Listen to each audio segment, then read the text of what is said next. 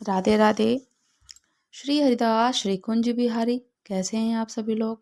I hope Kanha ji की कृपा से आप सभी लोग अच्छे होंगे और स्वस्थ होंगे। संतोषी माता के व्रत की कथा। शुक्रवार के दिन माँ संतोषी का व्रत पूजन किया जाता है। इस पूजा के दौरान माता की आरती, पूजन और कीर्तन किया जाता है। अंत में माता की आरती भी की जाती है। शुक्रवार के दिन माता संतोषी की बहुत ही पूजा करके जो हमें पुण्य फल की प्राप्ति, महत्व और हमारे मन की मनोकामनाएं जो पूर्ण होती है, माँ संतोषी सभी पर अपनी कृपा बनाती हैं। संतोषी माता के व्रत की कथा। एक बुढ़िया थी, उसके 7 बेटे थे, 6 कमाने वाले और जबकि एक निकम्मा था। बुढ़िया अपने 6 बेटों की रसोई बनाती, भोजन कराती, उनसे जो कुछ झूठन बचता वह 7वें को दे देती। एक दिन वह पत्नी से बोला कि देखो मेरी माँ को मुझ पर कितना प्रेम है। वह बोली क्यों नहीं, सबका जूठा जो तुमको खिलाती है। वह बोला ऐसा नहीं हो सकता, मैं जब तक आंखों से ना देख लूं मान नहीं सकता। बहू बहू हंसकर बोली देख लोगे तब तो मानोगे।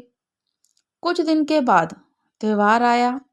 घर में 7 प्रकार के भोजन और चूरमे के लड्डू बने। वह जांचने को सिर दुखने का बहाना कर पतला सा वस्त्र ओढ़कर रसोई घर में सो गया और वह कपड़े में से सब देखता रहा। 6 भाइयों को भोजन कराया उसकी माँ ने। उसने देखा कि माँ ने उनके लिए सुंदर आसन बिना बिछाए अनेक प्रकार की रसोई परोसी। आग्रह कर कर उन्हें जमाया और वह देखता रहा। जब 6 ने भोजन करके उठ गए तब उसकी माँ ने उनकी झूठी थालियों में से लड्डू के टुकड़े उठाकर एक लड्डू बनाया। जूठन साफ कर बुढ़िया ने उसे पुकारा, बेटा 6 भाई ने भोजन कर गए हैं, अब तू ही बाकी है, तू भी भोजन कर ले, उठ तू कब खाएगा। वह कहने लगा, माँ मुझे भोजन नहीं करना, अब मैं परदेश जा रहा हूँ। माँ ने कहा, कल जाता हो, आज चला जा। वह बोला, हाँ आज ही जा रहा हूँ। ये कहकर वह घर से निकल गया। 7वें बेटे को परदेश जाना था, जो कि निकम्मा था। जब उसने अपनी माँ को इस प्रकार का कार्य करते देखा, वो परदेश की ओर चल दिया। चलते समय पत्नी की याद आ गई। वह गौशाला में कंडे उपले पाथ रही थी। वहां जाकर बोला, हम जावे परदेश आवे कुछ काल, तुम रहियो संतोष से धर्म अपनो पाल। वह बोली, जाओ पिया आनंद से, हमारो सोच हटाए, राम भरोसे हम रहे ईश्वर तुम्हें सहाय।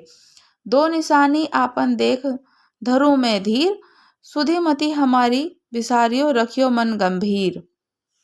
वह बोला, मेरे पास तो कुछ नहीं है, ये अंगूठी है, सो ले, कुछ निशानी मुझे अपनी भी दे दो।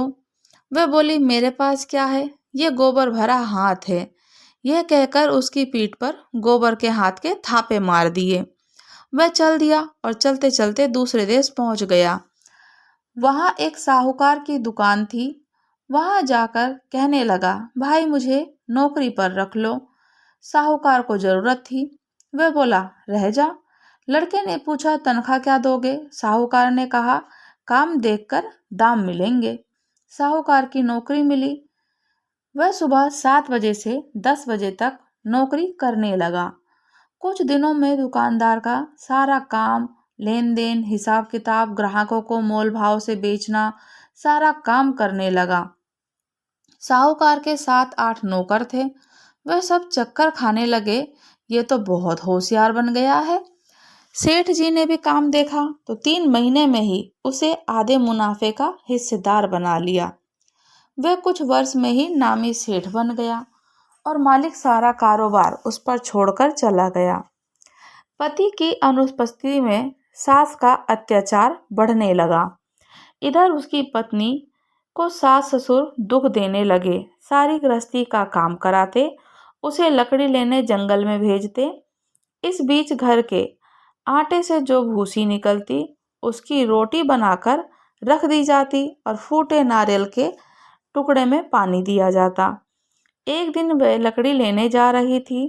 रास्ते में बहुत सी स्त्रियां संतोषी माता का व्रत करती दिखाई दी। संतोषी माता का व्रत करते हुए वहां की स्त्रियों को देखकर बोली।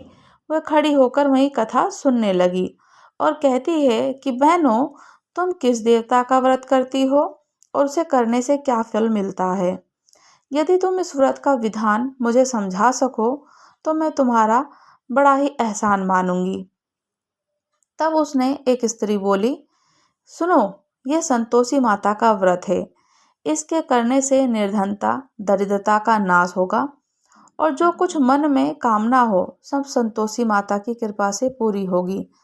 तब उसने उसे व्रत की विधि पूछी।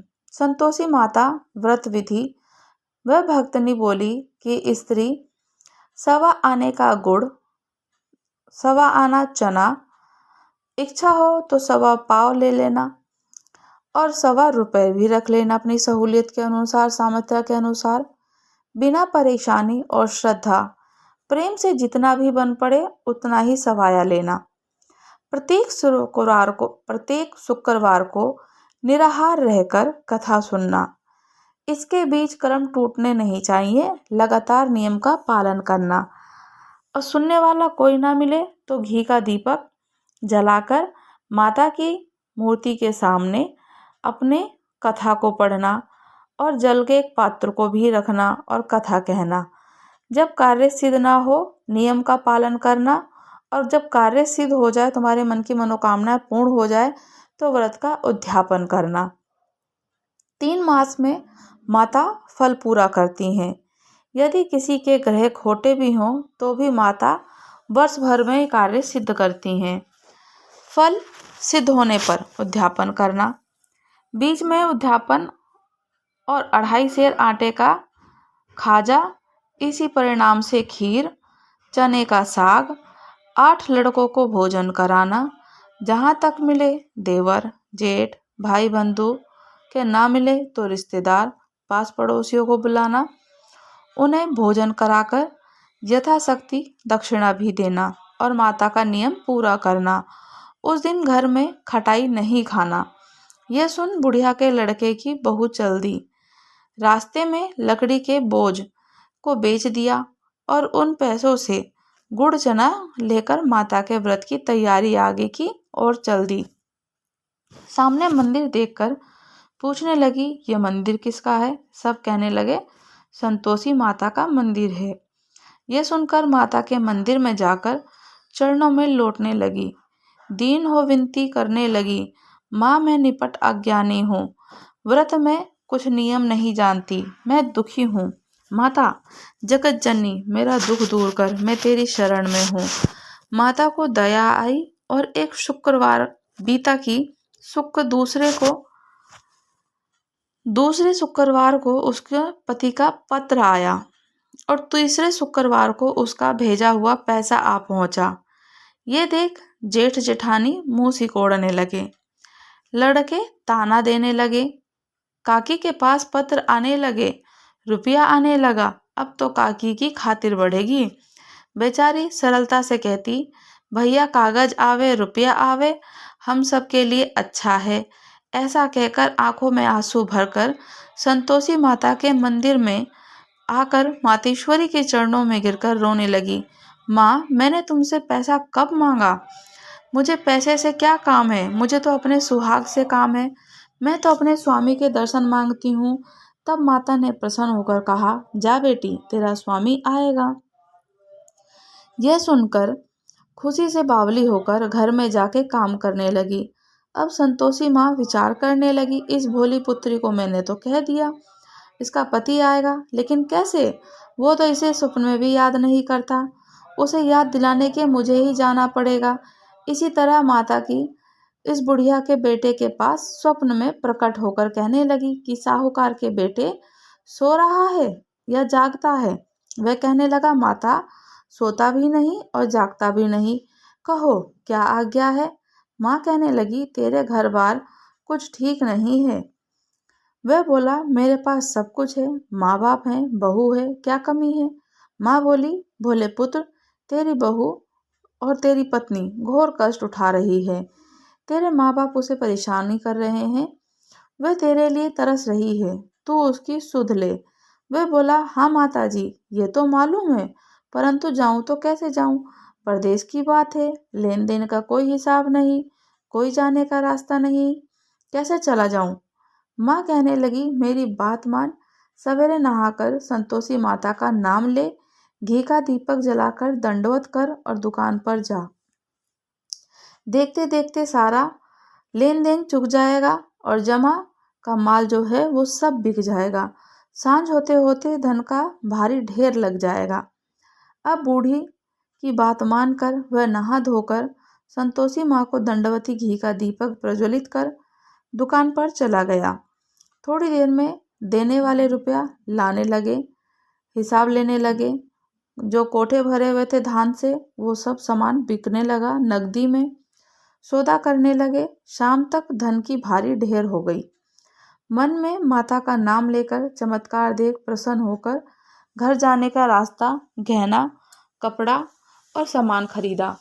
ये काम से निपटकर तुरंत घर को रवाना हुआ। उधर उसकी पत्नी जंगल में लकड़ी लेने जाती, लौटते वक्त माताजी के मंदिर में विश्राम करती। वह तो उसके प्रतिदिन रुकने को जो स्थान था वहीं ठहरती। धूल उड़ती देख वे माता से पूछती, माता ये धूल कैसे उड़ रही है। माता कहती है, पुत्री तेरा पति आ रहा है, अब तू ऐसा कर, लकड़ियों का 3 बोझ बना ले, एक नदी के किनारे रख, दूसरा मेरे मंदिर पर और तीसरा अपने सर पर। तेरे पति को लकड़ियों का गट्ठर देख मोह पैदा हो जाएगा। वह यहाँ रुकेगा, नाश्ता पानी करेगा और माँ से मिलने जाएगा। अब तू लकड़ियों का बोझ उठाकर जाना, चौक में गट्ठर डालकर जोर से आवाज लगाना, लो सासू जी लकड़ियों का गट्ठर लो, भूसे की रोटी दो, नारियल के खोपड़े में पानी दो, आज मेहमान कौन आया है। माता जी से बहुत अच्छा कहकर वे मन में प्रसन्न होकर लकड़ियों के 3 गट्ठर बनाए, एक नदी के किनारे पर और एक माताजी के मंदिर पर रख दिया। इतने में मुसाफिर आ पहुंचा उसका पति। सूखी लकड़ी देख उसकी इच्छा उत्पन्न हुई कि हम यहीं पर विश्राम करके भोजन बनाकर खा लें, और इसी तरह रुककर भोजन करके विश्राम करके गांव को गया। सबसे प्रेम से मिला। उसी समय सिर पर लकड़ी का गट्ठर लिए वह उतावली सी आई। लकड़ियों का बोझ आंगन में डालकर जोर से 3 आवाज देती है, लो सासू जी लकड़ियों का गट्ठर लो, भूसे की रोटी दो, आज मेहमान कौन आया है। लो सासू जी लकड़ियों की गट्ठर लो और भूसे की रोटी दो, नारियल के खोपड़े में पानी दो, आज मेहमान कौन आया है। यह सुनकर उसकी सास बाहर आकर अपने दिए हुए कष्टों को भुलाने हेतु कहती है, बहू ऐसा क्यों कहती है, तेरा मालिक ही तो आया है, आ बैठ, मीठा भात खा, भोजन कर, कपड़े गहने पहन। उसकी आवाज सुन उसका पति बाहर आया। अंगूठी देख व्याकुल हो जाता है। माँ से पूछता है, माँ ये कौन है। माँ बोली, बेटा ये तेरी बहू है, जब से तू गया है तब से सारे गांव में भटकती फिरती है, घर का काम काज कुछ नहीं करती, 4 पहर खा कर जाती है। वह बोला, ठीक है माँ, मैंने इसे भी देखा और तुम्हें भी देखा, अब दूसरे घर का ताली और चाबी दो, उसमें रहूंगा। माँ बोली, ठीक है, जैसे तेरी मर्जी। तब वह दूसरे मकान की तीसरी मंजिल का कमरा खोलकर सारा सामान जमाया। एक दिन में राजा के महल जैसा ठाठ बाट बन गया। अब क्या था, बहू सुख भोगने लगी। इतने में शुक्रवार आया। शुक्रवार व्रत के उद्यापन में हुई भूल खटाई का इस्तेमाल कर दिया। उसने पति से कहा, मुझे संतोषी माता के व्रत का उद्यापन करना है। पति बोला, खुशी से कर लो। वह उद्यापन की तैयारी करने लगा। जेठानी के लड़कों को भोजन के लिए कहने गई तो उन्होंने मंजूर किया, परंतु पीछे से जेठानी ने अपने बच्चों को सिखाया कि देखो भोजन के समय खटाई मांगना, जिससे उसका उद्यापन पूरा ना हो। लड़के जमीन पर बैठकर खाना खाने लगे, पेट भरकर खाना खाया, परंतु बाद में खाते ही कहने लगे कि हमें खटाई दो, खीर खाना हमको नहीं भाता। उनको खीर को देखकर अरुचि होती है। वह कहने लगी, भाई खटाई किसी को नहीं दी जाएगी, ये संतोषी माता का प्रसाद है। लड़के उठकर खड़े हुए, बोला कि पैसा लाओ। भोली बहू कुछ जानती नहीं थी, उन्हें पैसे दे दिए। लड़के उसी समय हट करके इमली की खटाई ले खाने लगे। यह देखकर बहू पर माताजी ने कोप किया। राजा के दूत उसके पति को पकड़कर ले गए। जेठ जेठानी को मनमाने वचन कहने लगे, लूट लूट कर धन इकट्ठा किया, अब सब मालूम पड़ेगा जब जेल की मार खाएगा। बहू से यह सहन नहीं हुआ, संतोषी माता से माफी मांगी। रोती हुई माताजी के मंदिर गई, कहने लगी, माताजी तुमने क्या किया, हंसाकर अब भक्तों को रुला दिया। माता बोली, बेटी तूने उद्यापन करके मेरा व्रत भंग कर दिया। वे कहने लगी, माता मैंने कुछ अपराध नहीं किया, मैंने तो भूल से लड़कों को पैसे दे दिए थे, मुझे क्षमा करो, मैं फिर तुम्हारा उद्यापन करूंगी। माँ बोली, अब भूल मत करना। वह कहती, अब भूल नहीं होगी, अब बताओ वो कैसे आवेंगे। माँ बोली, जा तेरा पति तुझे रास्ते में ही आता मिलेगा। वह निकली, राह में पति आता मिल गया। वह पूछी, कहाँ गए थे। वह कहने लगा, इतना धन जो कमाया है उसका टैक्स राजा ने मांगा था, वह भरने गया था। वह प्रसन्न होकर बोली, भला हुआ, अब घर को चलो। कुछ दिन के बाद फिर शुक्रवार आया और फिर उद्यापन किया। वह बोली, मुझे फिर माता का उद्यापन करना है। पति ने कहा, करो। बहू फिर जेठ के लड़कों को भोजन को कहने के लिए गई। जेठानी ने एक दो बातें सुनाई, सब लड़कों को सिखाने लगी। तुम सब लोग पहले की तरह खटाई मांगना और भोजन से पहले कहना कि हमें खीर नहीं, हमारा जी बिगड़ता है, कुछ खटाई खाने को दो। वह बोली, खटाई किसी को नहीं मिलेगी, आना है तो आओ। वह ब्राह्मण के लड़के लाकर भोजन कराने लगी। यथाशक्ति दक्षिणा और उनको पैसे दिए। एक एक फल उन्हें दिया। संतोषी माता प्रसन्न हो गई।